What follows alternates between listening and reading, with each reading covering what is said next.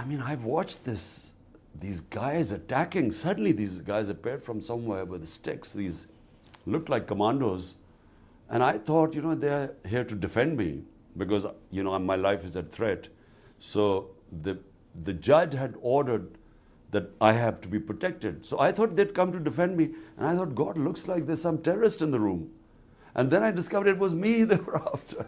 So it was shocking, really, the way they beat up everyone, and then they took me like some sort of a terrorist. I had no access to information, so I had no idea what was going on outside once they abducted me. You describe it as an abduction. Who do you blame? It was the army which abducted me. And nothing happens without the permission of the army chief. That's how the army works. So clearly, he had ordered the abduction. We are hearing from the military and the government that the security concerns around you and the threat and risk has been so high that this was the only option, that you forced their hand. This is such nonsense. First, they attacked my house for 24 hours. They wanted me to appear in a court in Islamabad, in a magistrate court. I had already agreed to attend. The law says that had I given them an surety bond that I would attend the court, they couldn't arrest me. They refused to take the surety bond, attacked my house for 24 hours. We couldn't sit inside. There was so much tear gas shelling, and people had broken bones and stuff. So, look, they are on a plan.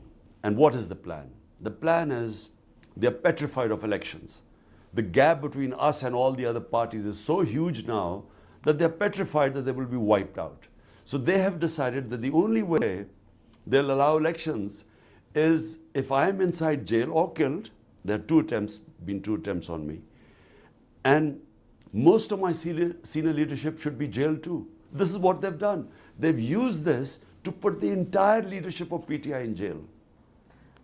What will you do if you're rearrested? Because there is a very real threat with more than 100 charges against you that you could be.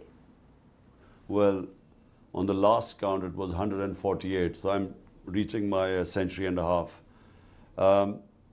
And they're all, bizarre charges like sedition, serious charges? That I've corruption, treachery contempt against of court. The corruption case on what was the corruption case? What is your strategy if you are rearrested? Well, no strategy. I'm mentally prepared to go into jail. As I said before leaving for Islamabad, I said I'm prepared. But the point is that their intention is not because I've broken some law. The intention is that they want me out of the electoral race. This is the election year. How do you lead with so much of your party in jail? Well, the remnants I gathered today, and I've had a meeting with them, and we're trying to chalk out a strategy. I'm going to go out in public and start my mass contact from Wednesday onwards. So, we will carry on, hoping that the Supreme Court will announce an election date in 3 weeks' time. Can you reassure voters that you're even going to be around for it, let alone your leadership, the rest of your party? Look, what might happen, God alone knows what might happen. I'm lucky to be alive. No one thought I would survive yesterday because they had already got police contingent from another province that the moment I had got bail from these cases, the police was ready to take me in jail on another case. But the judges stood up. And this is what has shocked the military establishment. Because the judges finally decided, they said, look, we're not going to again get him into jail, and everyone knows trumped up charges, and the result would be public unrest. So the judges took a stand. We are witnessing history in Pakistan now, new history being written. Your arrest sparked widespread and violent protests. We saw military installations set alight, houses attacked, government buildings. Do you condemn that violence that the government say your own supporters carried out? I have always condemned all violence. The military has been the bedrock of this country for decades. Do you think you can run the nation without the support of the army? Because you run that risk of alienating them. No, look, things change, countries evolve, thinking changes. We started off as a security state and had straight away martial law where the army ruled for 10 years. But right now, I mean, I have never seen such oppression. I mean, there's total clampdown on media.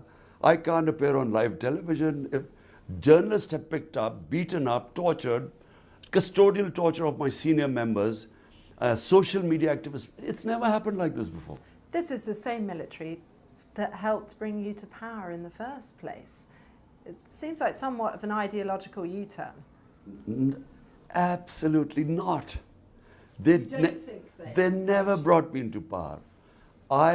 My party was the most popular party. All the opinions polls said that. We won the election, but the army didn't oppose me. That's the difference. This feels like a very febrile moment when the country is politically polarised, economically spiralling. Voters want to see some hope. How are you going to cool things down and reassure them that politics is even worth voting for right now? Look, this is the election year.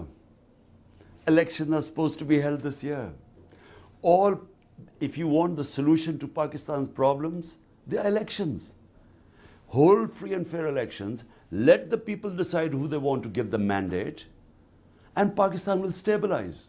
Problem is that they're all worried. The entire 12-party coalition is petrified, along with the military establishment, that my party will sweep the elections because out of 37 by-elections, we have swept 30 of them. So because they're worried, they're trying to delay the elections. That's all.